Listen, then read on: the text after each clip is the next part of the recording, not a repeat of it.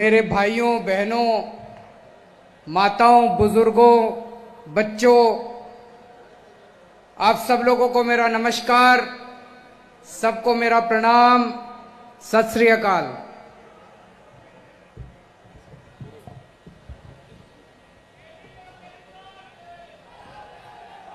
मैं देख रहा हूं दूर दूर तक जहां भी नजर जा रही है इतने लोग आज आए हुए हैं। पूरे पंजाब से लोग आए हुए हैं, इतनी भारी संख्या में लोग आए हुए हैं। आप सब लोगों को मैं सल्यूट करता हूं, आप सब लोगों को मैं धन्यवाद करता हूं कि आप इतनी दूर से चल के इतना समय निकाल के आए, उसके लिए बहुत बहुत शुक्रिया। आज मैं आपके बीच में पंजाब के किसानों को सल्यूट करने के लिए आया हूं दिल्ली से। जिस तरह से केंद्र सरकार ने 3 काले कानून पास किए, मोदी सरकार ने 3 काले कानून पास किए, सबसे पहले उसके खिलाफ विरोध में आवाज निकली, पंजाब से आवाज निकली। सबसे पहले पंजाब के किसानों ने उन तीनों कानूनों की खिलाफत करनी चालू करी। पंजाब के अंदर सबसे पहले आंदोलन उठा और वो आंदोलन दिल्ली पहुंचा। जो आग पंजाब के अंदर आप लोगों ने लगाई, आज वो पूरे देश के अंदर आग लग रही है। सारे देश के किसान आज खड़े हो गए आप लोगों के साथ।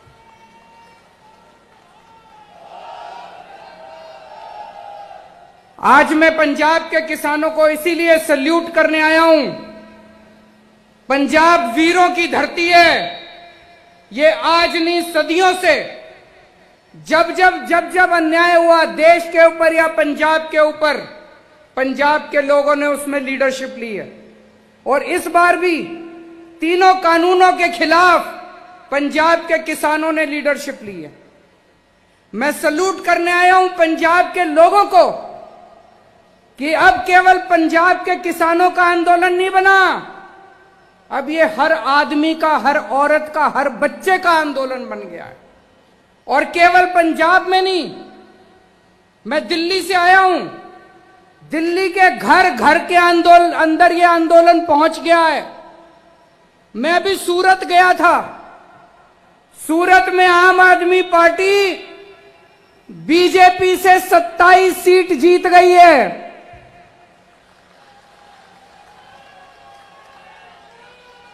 बीजेपी के गढ़ के अंदर, गुजरात बीजेपी का गढ़ माना जाता है, सूरत में आम आदमी पार्टी पहली बार चुनाव लड़ी और पहली बार में सूरत के अंदर कांग्रेस की 0, आम आदमी पार्टी की 27 सीट आई हैं।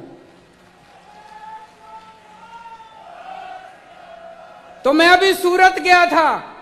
सूरत के लोगों ने मेरे को कहा कि सर अगर आप पंजाब जाओ तो पंजाब के लोगों ने को बोल देना पूरे गुजरात के किसान उनके साथ हैं, दिल्ली आपके साथ है, गुजरात आपके साथ है। थोड़े दिन पहले मेरी ममता बनर्जी से बात हुई, उन्होंने मेरे को कहा कि वेस्ट बंगाल के सारे किसान आपके साथ हैं। तो ये लोग जो बोलते हैं कि ये आंदोलन तो केवल 1-2 राज्यों का आंदोलन है, ये 1-2 राज्यों का आंदोलन नहीं है, ये पूरे देश के किसानों का आंदोलन है। और ये केवल देश के किसानों का आंदोलन नहीं है, ये हर भारतवासी का आंदोलन है, ये हर देशभक्त का आंदोलन है, इस देश के रहने वाले बच्चे बच्चे का आंदोलन है। इसके लिए मैं आज पंजाब के लोगों का धन्यवाद करने आया हूं कि आप लोगों ने इसको शुरू किया। शुरू से मैं इस आंदोलन में मैंने केवल समर्थन नहीं किया, इस आंदोलन का हिस्सा बनके मैंने इस आंदोलन के अंदर भाग लिया। और आज उसको मेरे को हर्जाना, ये हमें परेशान कर रही है मोदी सरकार, खूब परेशान कर रही है। अब ये हमारी सारी पावर छीनने का कानून लेके आए हैं संसद के अंदर। जब पंजाब से किसान दिल्ली की तरफ चले नवंबर के महीने में, तो हरियाणा के अंदर हर शहर में इनको रोका गया, इनके ऊपर पानी की बौछारें छोड़ी गई, बैरिकेड लगाए गए, आंसू गैस के गोले छोड़े गए, हर जगह इनको रोकने की कोशिश की गई। लेकिन पंजाब के किसान कहां मानने वाले हैं? वो चलते गए चलते गए चलते गए, सारे अड़चन पार करते हुए, इनके बैरिकेड तोड़ते हुए, पानी की बौछारें पार करते हुए पंजाब के किसान दिल्ली के बॉर्डर पे पहुंच गए। जब किसान दिल्ली के बॉर्डर पे पहुंच गए तो दोस्तों मोदी सरकार ने एक बहुत बड़ा षड्यंत्र रचा। उन्होंने बहुत बड़ी प्लानिंग करी। मोदी सरकार ने प्लानिंग करी कि इन किसानों को दिल्ली आने देते हैं। जब ये दिल्ली आ जाएंगे तो 9 स्टेडियम, 9 बड़े बड़े ग्राउंड इन्होंने प्लानिंग करी, मोदी सरकार ने उनको जेल बना देते हैं और उन जेलों के अंदर पंजाब के सारे किसानों को डाल देंगे। वहां ये कई महीनों तक पड़े रहेंगे, इनका आंदोलन खत्म हो जाएगा। दोस्तों अपनी किस्मत अच्छी थी। उन स्टेडियम को जेल बनाने की पावर मोदी सरकार को नहीं थी, वो हमारी सरकार को थी। ये किस्मत थी, ऊपर वाले की कृपा है, वाहेगुरु जी की कृपा है कि स्टेडियम को जेल बनाने की पावर मोदी सरकार की नहीं थी। तो मोदी सरकार ने मेरे पास फाइल भेजी कि ये 9 स्टेडियम जेल बनाने हैं। मैंने पूछा क्यों बनाने हैं? बोले ये जो किसान आ रहे हैं इनको जेल में डालना है। तो दोस्तों हमने कहा हम नहीं जेल नहीं बनने देंगे। इन्होंने खूब फोन करे मेरे को, इन्होंने खूब दबाव डाला, खूब प्रेशर डाला, लेकिन हम नहीं झुके। अभी जर्नैल सिंह ने पढ़ के बताया, मैंने फाइल पे लिख दिया किसानों का आंदोलन अहिंसक है, इनकी मांगे जायज हैं, मोदी सरकार तुरंत इनकी मांगे मान ले और हम इनको जेल नहीं बनने देंगे। दिल्ली पुलिस की अर्जी हम लोगों ने खारिज कर दी, हम लोगों ने कैंसिल कर दी।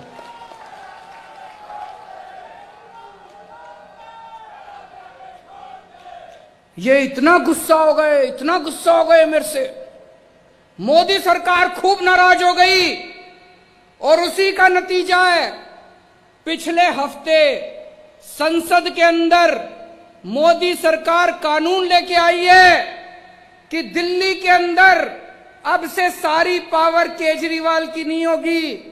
दिल्ली के अंदर अब से सारी पावर मुख्यमंत्री की नहीं होगी, सारी पावर गवर्नर की होगी, एलजी की होगी। सारे निर्णय एलजी लेगा। वो हमारी सारी पावर छीनना चाहते हैं। उनको लगता है अगली बार जब जेल बनानी पड़ी तो फाइल फिर मुख्यमंत्री के पास नहीं एलजी के पास जाएगी। पर दोस्तों चिंता मत करना, आपका बड़ा भाई, आपका बेटा, मैं वहां पे लड़ रहा हूं इन लोगों से, 6 साल से लड़ रहा हूं। मेरे को पता है इनसे कैसे लड़ना है। इनको कभी किसी हालत में किसानों के खिलाफ कोई एक्शन नहीं लेने देंगे। जब तक दिल्ली में मैं हूं, आप किसी बात की चिंता मत करना।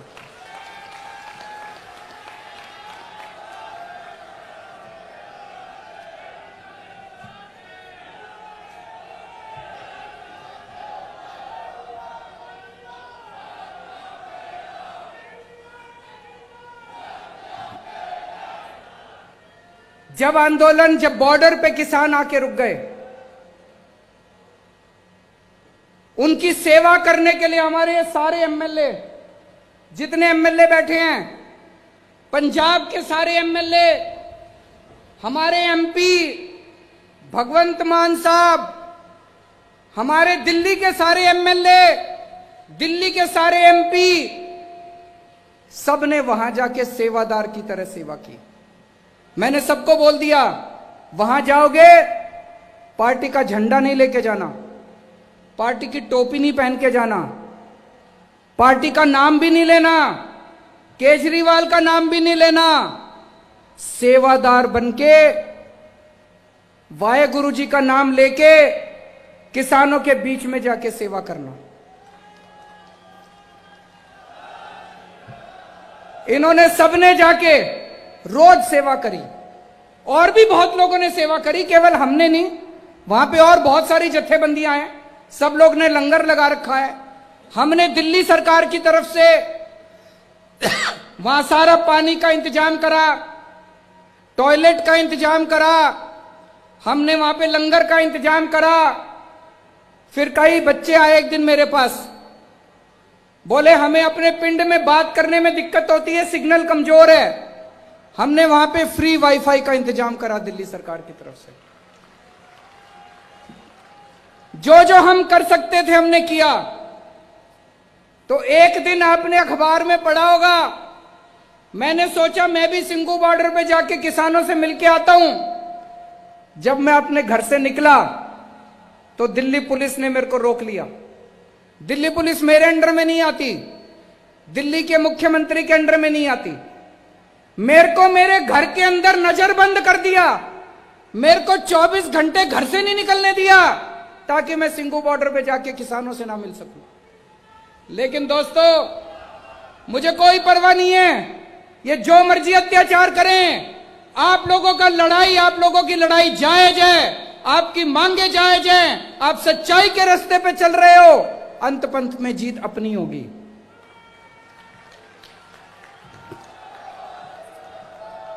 इन्होंने आंदोलन को, किसानों को बदनाम करने की कोशिश करी। कभी कहते हैं खालिस्तानी है, कभी कहते हैं आतंकवादी है, कभी कुछ कभी कुछ, किस्म किस्म के इल्जाम लगाए आंदोलन के ऊपर। लेकिन देश की जनता देख रही है, इनका एक भी नहीं चली। आम आदमी पार्टी ने, इनके जितने बीजेपी के नेताओं ने गालियां दी, जितने बीजेपी के आगुओं ने हमारे किसानों को गालियां दी, आम आदमी पार्टी ने इनके ऊपर 70 केस कर रखे हैं, इनके सारे बड़े बड़े नेताओं के ऊपर केस कर रखे हैं। मुझे पूरी उम्मीद है ये जितने लोगों ने गालियां दी हैं, एक दिन ये सारे जेल जाएंगे जब आदेश पारित होगा।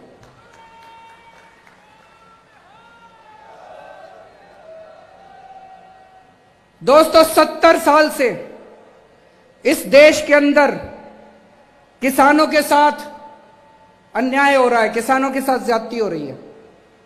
70 साल से इतनी पार्टियां आई, लेकिन किसानों को धोखे के अलावा कुछ नहीं मिला। कभी कोई पार्टी आती है, कहती है हम नौकरी देंगे, कोई नौकरी नहीं देता। कभी कोई पार्टी आती है, कहती है हम कर्जा माफ करेंगे, कोई कर्जा माफ नहीं करता।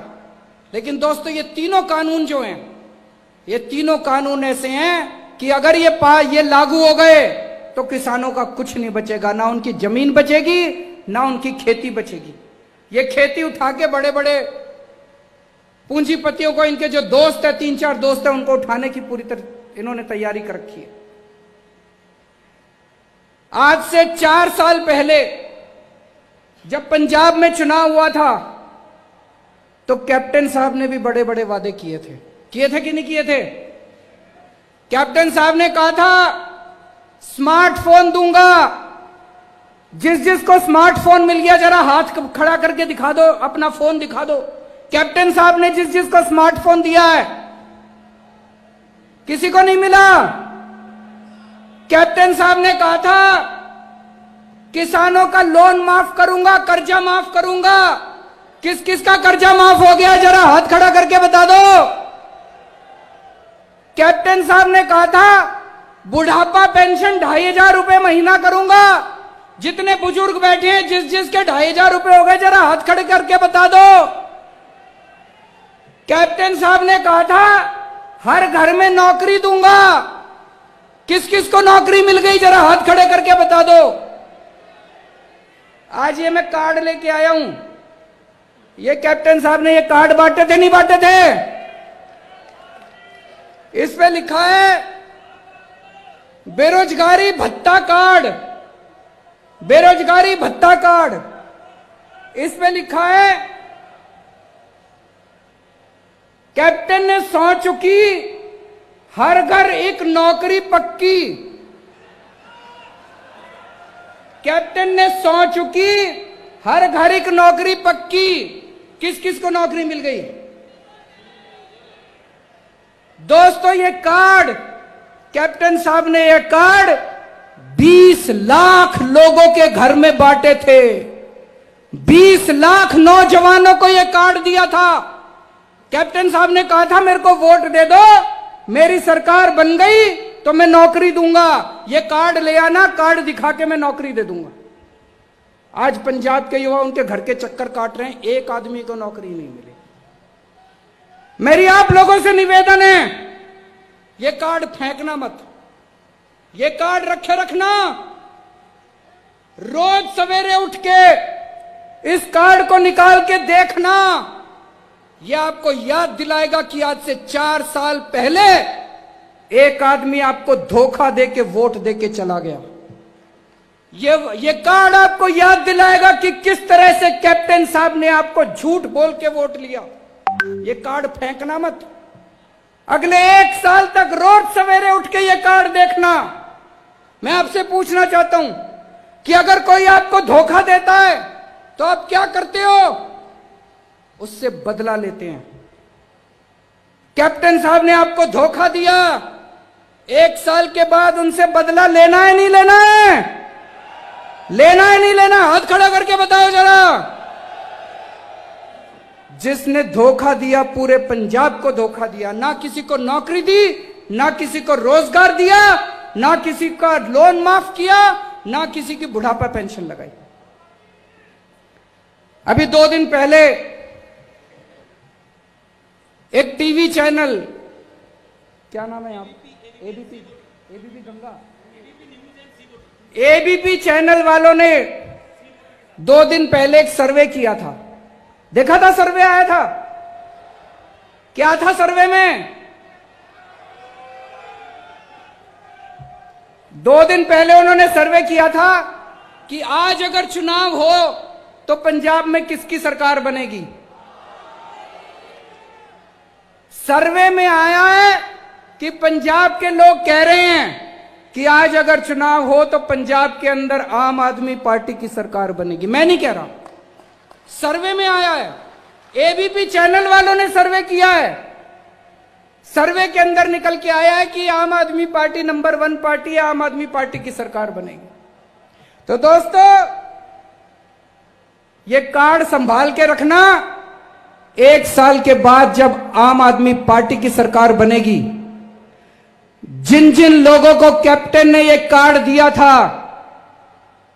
उनको आम आदमी पार्टी नौकरी देगी।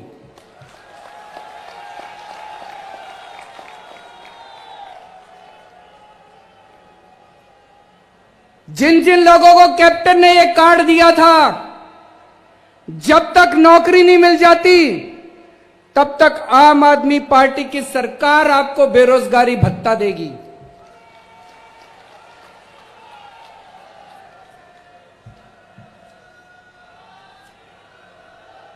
कैप्टन साहब ने जितने वादे करे, एक भी वादा पूरा नहीं किया। दिल्ली के अंदर हम भी चुनाव लड़े थे। दिल्ली के अंदर चुनाव के पहले हमने भी वादे करे थे। भाई साहब, एक एक वादा पूरा किया, एक एक वादा पूरा किया। चुनाव दो, दिल्ली में 24 घंटे बिजली आती है, कोई पावर कट नहीं लगता। 24 घंटे बिजली आती है और बिजली का बिल कितना आता है? ये मैं देख रहा हूं कई लोगों को यकीन नहीं हो रहा।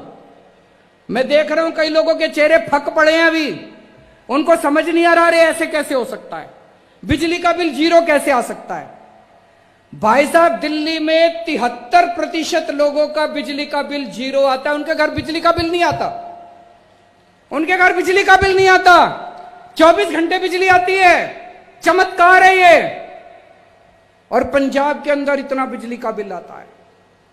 तो दिल्ली के अंदर अगर 24 घंटे बिजली आती है, दिल्ली के अंदर 0 बिजली का बिल आता है, पंजाब में बिजली का बिल 0 होना चाहिए, नहीं होना चाहिए? ऐसे नहीं होगा, जोर से बोलना पड़ेगा। हाथ खड़े करके बताओ, बिजली का बिल 0 होना चाहिए, नहीं होना चाहिए? दिल्ली में हो सकता है तो पंजाब में क्यों नहीं हो सकता? कौन करेगा? कौन सी पार्टी करेगी? कौन सी पार्टी करेगी? चुनाव के पहले मैंने वादा किया था अपने लोगों को दिल्ली में कि मेरे को वोट दे दो, मैं स्कूल अच्छे कर दूंगा। आज दिल्ली के सरकारी स्कूल इतने शानदार हो गए, इतने शानदार हो गए। हमारे गरीबों के बच्चे इतने शानदार स्कूलों में पढ़ते हैं। आज हमारे गरीबों के बच्चे डॉक्टर बन रहे हैं, इंजीनियर बन रहे हैं, एडवोकेट बन रहे हैं। मैं आपसे पूछना चाहता हूं, पंजाब के स्कूल अच्छे होने चाहिए, नहीं होने चाहिए? कौन सी पार्टी करेगी? कौन सी पार्टी करेगी? चुनाव के पहले मैंने दिल्ली के लोगों को कहा था, हमको वोट दे दो, हम अस्पताल अच्छे कर देंगे। आज दिल्ली के अस्पताल इतने शानदार हैं, भाई साहब, अगर 15 लाख रुपए का भी ऑपरेशन हो दिल्ली के अस्पताल में फ्री में होता है, एक पैसा नहीं लगता, सारी दवाइयां मुफ्त, सारे टेस्ट मुफ्त, सारा इलाज मुफ्त, सारे डॉक्टर मुफ्त, और इतने शानदार सरकारी अस्पताल हैं। पंजाब में होना चाहिए, नहीं होना चाहिए? कौन सी पार्टी करेगी? तो दोस्तों, 1 साल है, 1 साल के अंदर अब अपने को मिलके हम सब लोग गांव-गांव के अंदर, हर पिंड के अंदर, हर पिंड में जाएंगे, हर मोहल्ले में जाएंगे, हर गली में जाएंगे और आपके साथ मिलके एक नए पंजाब का सपना तैयार करेंगे। अपने को नया पंजाब बनाना है, अपने को खुशहाल पंजाब बनाना है, अपने को एक ऐसा पंजाब बनाना है जिसमें हर किसान खुश हो, हर मजदूर खुश हो, जिसमें हर व्यापारी खुश हो, हर आड़ती खुश हो, जिसमें हर आदमी, हर औरत, हर बच्चा खुश हो, जिसमें हर एक को अच्छी शिक्षा मिले, जिसमें हर आदमी को अच्छा इलाज मिले, जिसमें पैसे की तंगी की वजह से किसी की स्कूल बंद नहीं होनी चाहिए, किसी को अस्पताल इलाज नहीं बंद होना चाहिए।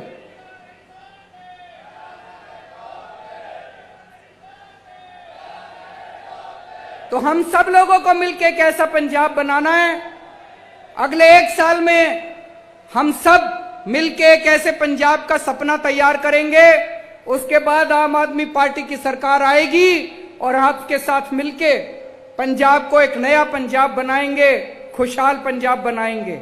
एक बार फिर से मैं पंजाब के किसानों को कहना चाहता हूं, पंजाब के लोगों को कहना चाहता हूं, हम तन मन धन पूरी तरह से, मैं, मेरी पार्टी, मेरी सरकार किसानों के साथ है। और जब तक ये तीनों कानून मोदी सरकार वापस नहीं लेती, हम चैन से नहीं बैठेंगे। बोले